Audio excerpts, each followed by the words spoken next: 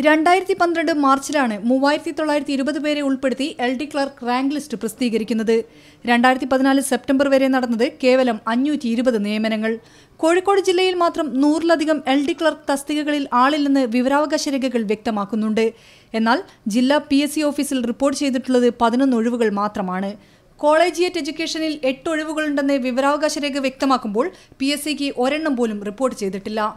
പഞ്ചായത്തുകളിലാകട്ടെ 35 ഒഴിവുകളിൽ report ചെയ്തത് 23 എണ്ണം മാത്രം. വകുപ്പുകളിൽ ഈ ഒഴിവുകൾ റിപ്പോർട്ട് ചെയ്യുന്നില്ല. ഈ കാര്യം മുഖ്യമന്ത്രിയുടെ ശ്രദ്ധയിൽ രേഖാമൂലം അറിയിച്ചപ്പോഴും യാതൊരു തരത്തിലുള്ള നടപടികൾ എടുത്തിട്ടില്ല. അപ്പം ഞങ്ങൾ മനസ്സിലാക്കുന്നത് അത് സർക്കാരിൻ്റെ ഒരു രഹസ്യ അജണ്ടയുടെ ഭാഗമായി കൊണ്ട് തന്നെയായിരിക്കണം അങ്ങനെ നീക്കം നടക്കുന്നതാണ്. നിയമന നിരോധനം സർക്കാർ നടപ്പാക്കുന്നതെന്ന് തന്നെയാണ് ഉദ്യോഗാർത്ഥികളുടെ ആക്ഷേപം.